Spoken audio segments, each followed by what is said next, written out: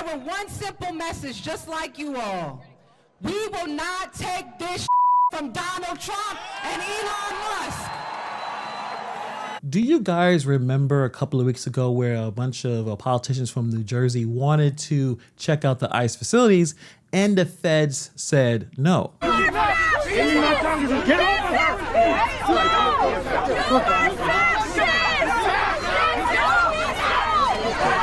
So I've noticed, I'm sure you have noticed as well in the last couple of days, that everybody, including politicians, are completely crashing out when it comes to ICE and the immigration situation. I know, and these people are having their children taken and their parents. What about my kids? I take their jobs today. That's what happens to my kids.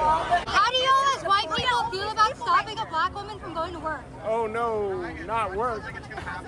I care so much. So you don't care about stopping black people from going to work? Look at this line that you guys are causing. I'm not causing no problem. That has been able to do this.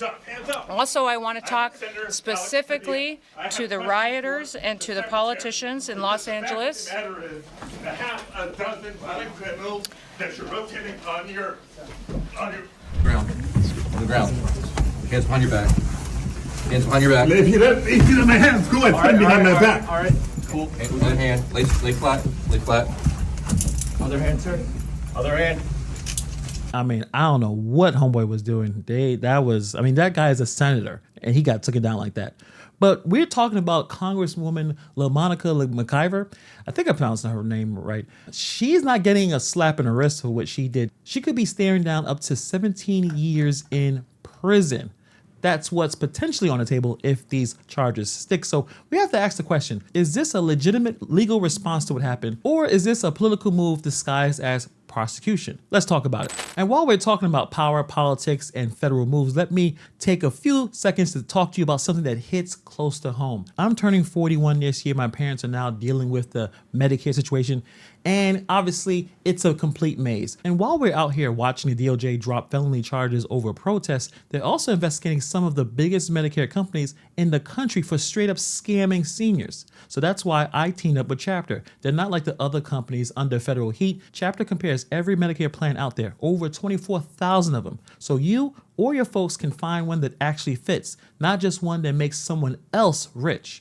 You'll talk to a real person. The help is always free, and the folks who worked with the Chapter have saved over $1,100 a year on average. Call 262-454-0419. Again, that is 262-454-0419. Also, you can visit the link that's going to be in the pinned comment and the description box below. The system is already stacked against us. Don't let Medicare be another trap. Check out Chapter today. Now, let's get into it. Another hearing is set for today in the case against New Jersey Congresswoman LaMonica McIver. She is facing federal charges in connection with a confrontation outside an ICE detention center in Newark just last month.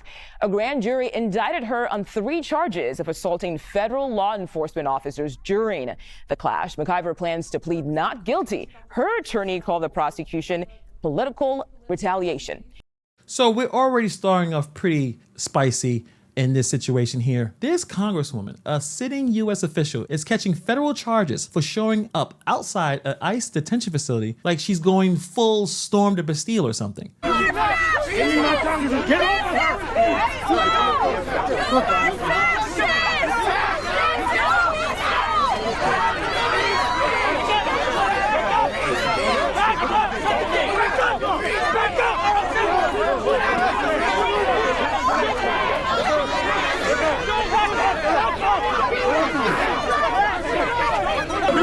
push me!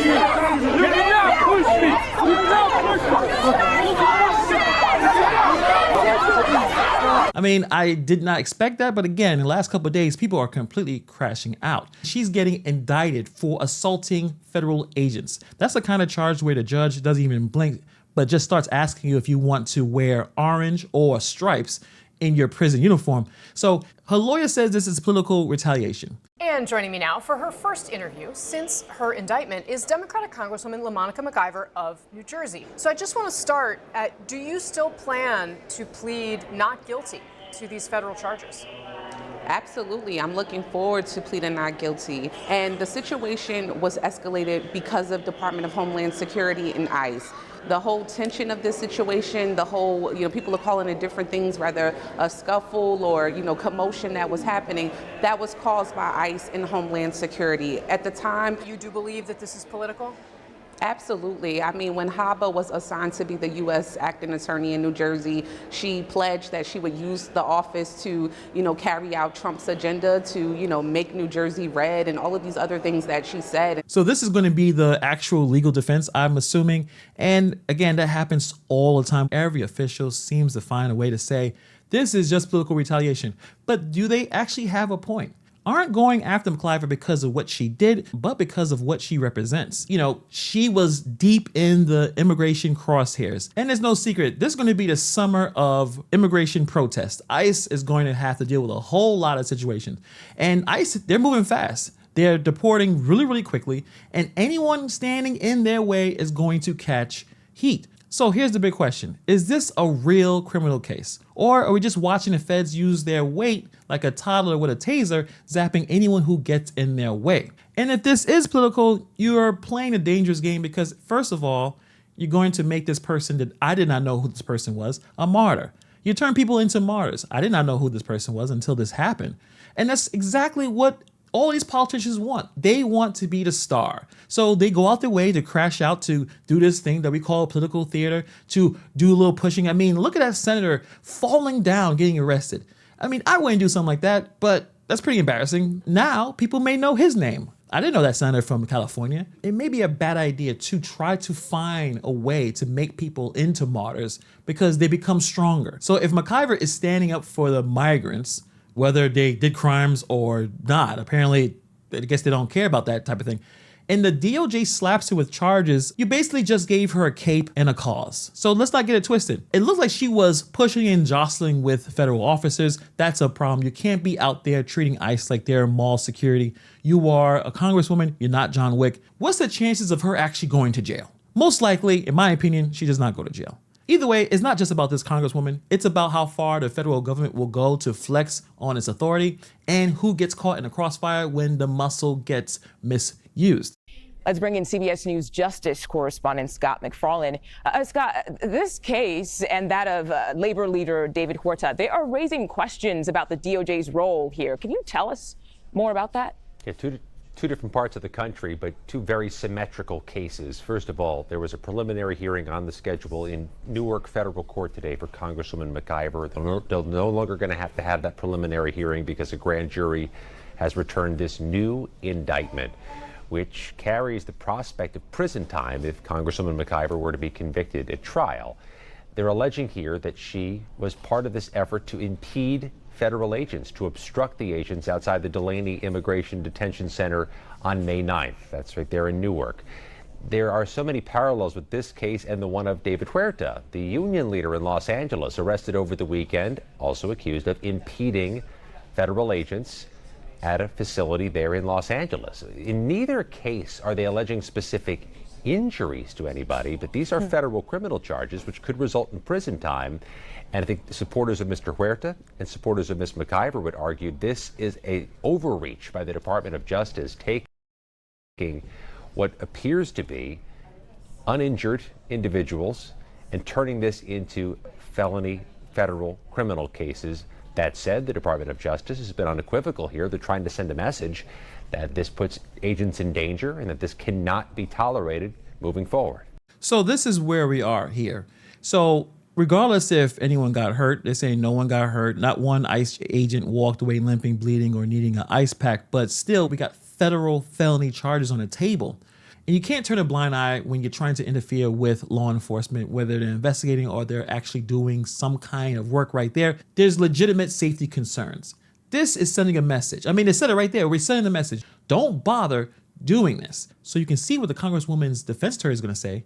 This is intimidation. That's the government picking and choosing who gets punished extra hard, not because of what they did, but because of what they represent. Think about what he just said. The Department of Justice is not stuttering. They flat out said, we're going to send a message that tells us right away. Listen, they're setting a tone for the future. And so I think it's a pattern of what we see from this administration over and over again as they are using the different agencies, under the federal government to weaponizing these agencies against people who disagree with them, critics of them, and at this point, Democratic members who are doing their jobs. And so we've seen it play out. This is a part of their agenda, which is, to me, is always based around cruelty. Federal law is federal law. If someone is interfering with law enforcement, even verbally, is going to raise some eyebrows, especially if you're dealing with agencies like ICE who operate under strict federal mandates. Whether people agree with immigration enforcement or not, federal officers are bound by the law, and interfering with them can cross the line into criminal territory. But here where the tension is really lying. We gotta talk about transparency.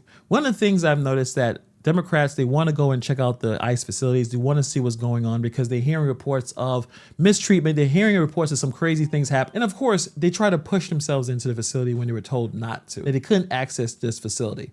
Would it be nice for them to be able to do that? Again, transparency is very important on this channel. Yes, regardless if they agree with ICE's operations, they should be able to see what's going on, the whole process. I think it makes sense. Maybe it would alleviate some issues if there's rumors about how people are being treated in these detention facilities.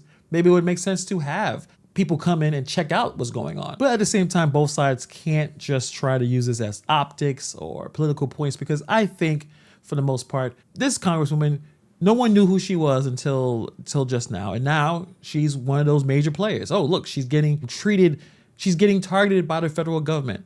She must be a hero. That kind of thing. That really, does it really help anybody? Does it help the situation at all? Not really. It's just people there trying to score political points. And if everyone is doing that, everyone loses. Very important to note the part about injuries, too, because I didn't realize when you think of it, no one was injured, but then these very, very serious charges are being brought out. So today, we know Attorney General Pam Bondi, she claimed looters arrested in Los Angeles will be prosecuted by the DOJ. Let's listen to what she had to say.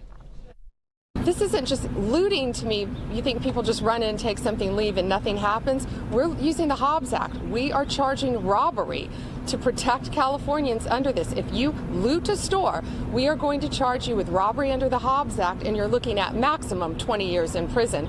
But we're going to prosecute you for that. I didn't know what the Hobbs Act until she said it. So they're not playing around. Clearly, they are being very, very aggressive with the federal government and Pam Bondi. So the Hobbs State is a law designed to stop interstate commerce crimes and violent robberies, and now is being pulled off the shelf to charge people for looting during protests. So I'll tell you this right now, guys. If you are in California and you're looking to loot, you don't even care about the cause. You're only there to check out what's going on and maybe get a TV or two. Maybe you should stay home. Like that. Don't bother. I mean, you're not even there for the right reasons. You're not even there to protest. You're there to try to get some free stuff. I mean, they're being very clear. The DOJ isn't talking about the big heist or armed robberies like you see on movies. They're talking about someone running into a Foot Locker with a pair of Jordans. Don't do it.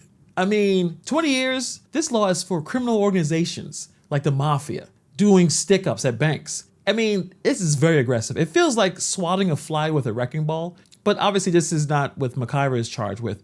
But this is where the DOJ is heading right now. They're ramping things up, and they're not just charging crimes, they're trying to make examples. Let me know if you think looters should be prosecuted up to 20 years in prison. No one's gonna go to jail for 20 years for this, but it's interesting, right? When the government uses these tools designed for major crimes to handle local unrest, then I guess that sends a signal that the normal processes aren't enough anymore. But again, we are in California where crime is a big, big issue because there's a lot of progressive policy. So it can go either way. It can go either way. For a prosecution, it can be a remarkable burden in and of itself, trying to defend yourself against a felony Hobbs Act charge.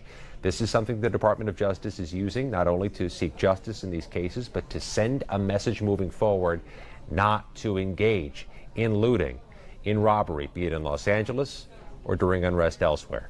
Yeah. All right, Scott McFarland, thank you for your time today. Don't loot the Apple Store. Those iPads are not worth you spending a long time in jail. They're not playing anymore. But let me know what you guys think about this in the comments below. I think right now the Trump administration has, I think, one of the more positive polling when it comes to immigration. Most people do agree with Trump and what he's doing with the immigration. It's a slight majority, but there is a majority. And obviously the other side is really crashing out. Will this approach work? Or will they just create, and I'm talking about the DOJ, more martyrs, more heroes to cause even more issues? I think ICE is going to continue to do what they're doing. Obviously, there's some people who are really upset about that, and the crash outs are going to continue to happen throughout the summer. So keep it locked. I mean, right here in New York City, there's still planned protests. They're out there. They're doing their thing. Nothing compared to what's going on in LA. It is, I want to say it's night and day, but we're not in the same ballpark the way what's happening in New York City, where a few people are getting arrested, some pushing, there's some shoving, but LA is full on war to a point where the National Guard had to be over there. And I don't think the National Guard needs to be in New York City. So let me know your thoughts in the comments below. Do you believe this is an appropriate response, or this may be a bit heavy-handed? Let me know what you guys think. Thank you for taking time to watch this video, and I'll see you guys in the next video.